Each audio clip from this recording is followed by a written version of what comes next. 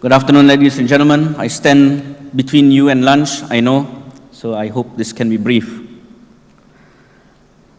Thank you so much for making it to this historic event, I think, this historic milestone, RT10. It's been a fantastic experience for me, and I hope it has been a fantastic experience for you.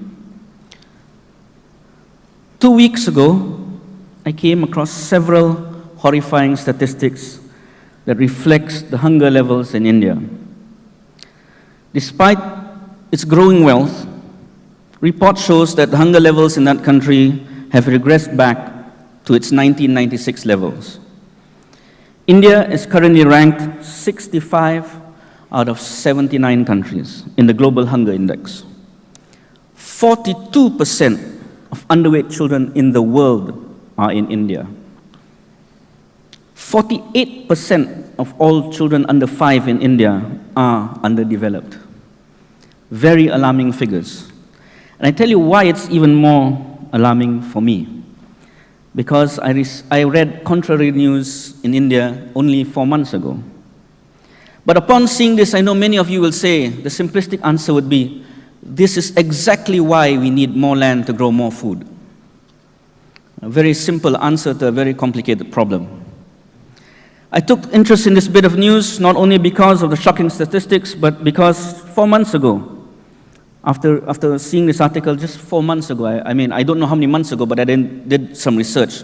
I remember I saw this image that also shocked me. I remember reading that India had too much food 4 months ago.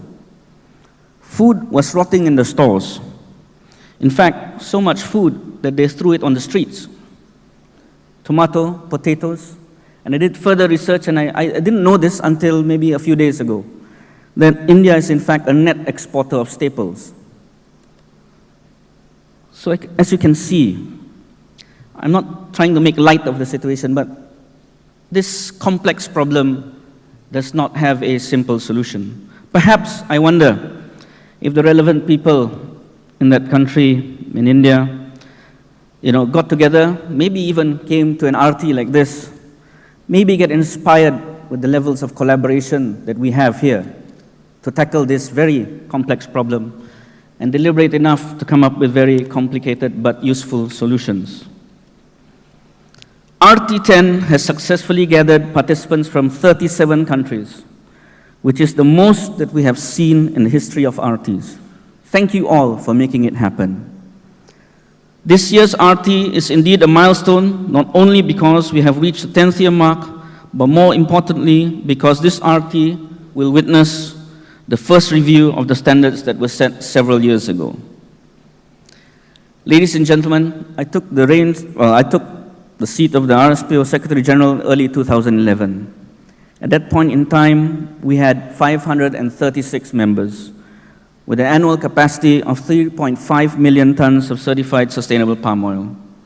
Today, almost 2 years later, RSPO has more than 1,000 members over 50 countries, with an annual capacity of 7.2 million tons. We have been flying. We have been trying to catch up. It's a good problem to have.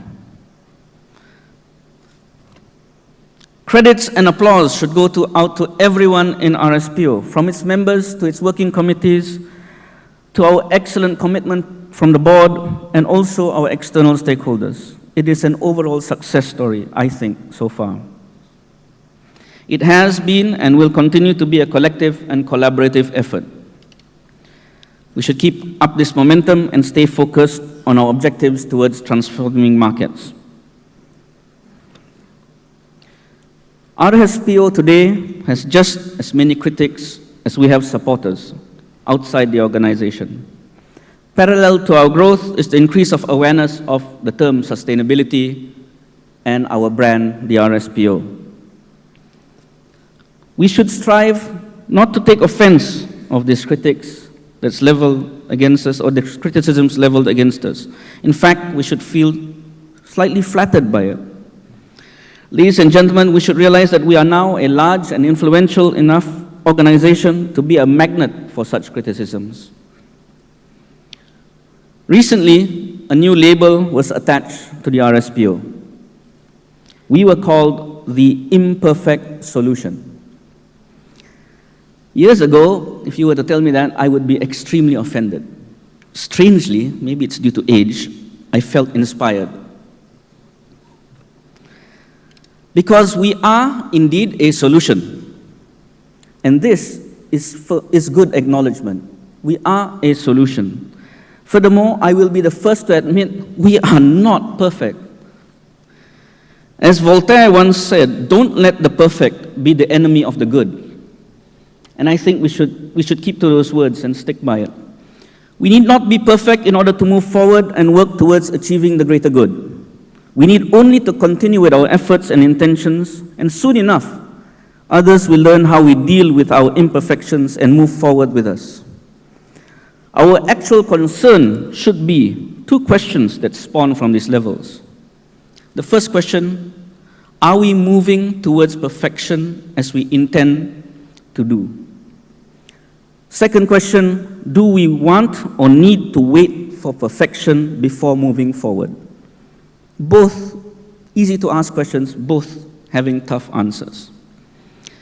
Perfection is not a criteria for us to successfully achieve our targets. All that matters is that we stay focused on our goals, which brings me back to our RT.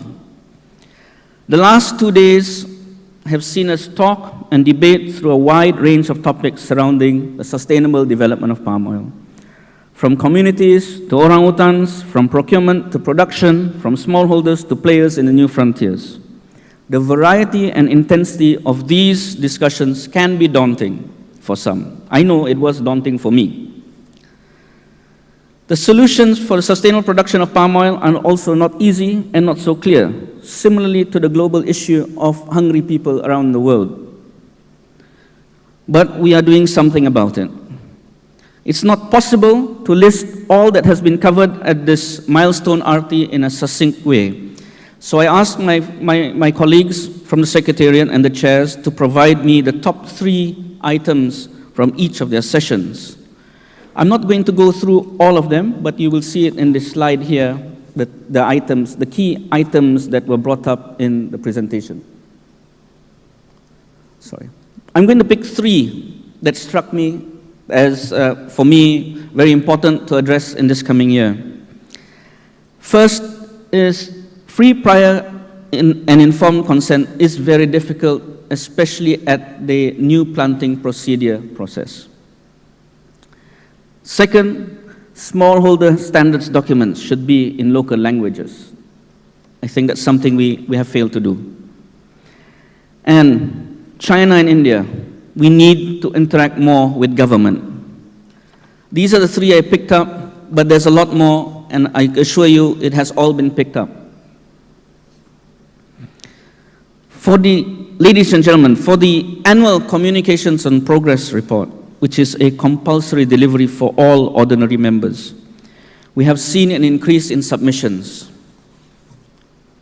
Not up to desired levels, but nonetheless an increase.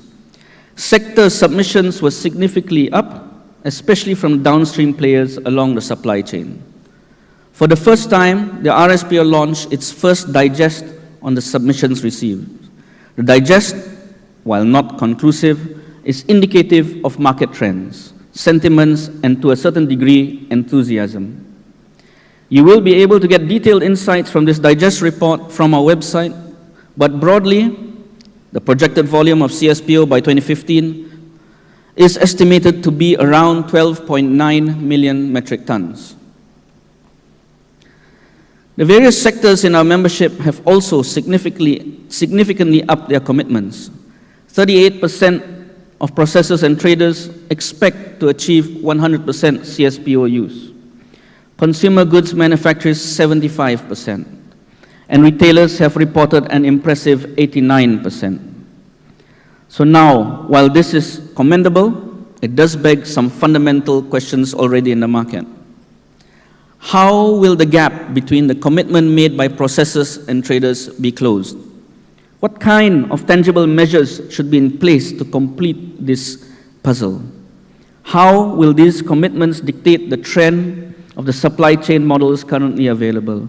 What will be the actual impact of this to the global environment and to address social issues? All good questions. We should not stop reflecting. We should continue on collaborating and coming up with all these solutions for these questions.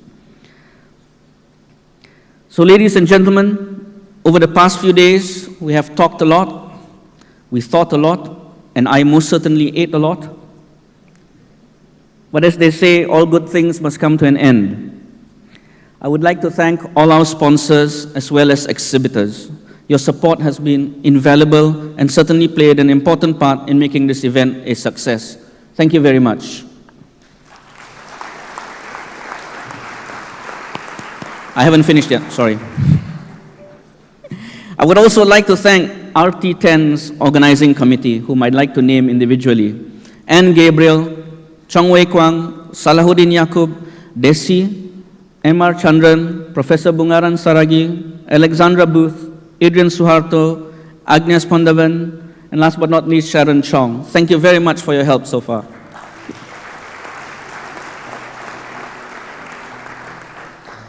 I hope to see all of you in RT11 next year. The board has decided that RT10 will be in Medan, Indonesia, on the week of the 11th of November, 2013. Ladies and gentlemen, in the final analysis, yes, we are moving forwards rapidly. Yes, we have still far to go. And yes, we are an imperfect solution. And I am very, very proud of that. Thank you very much.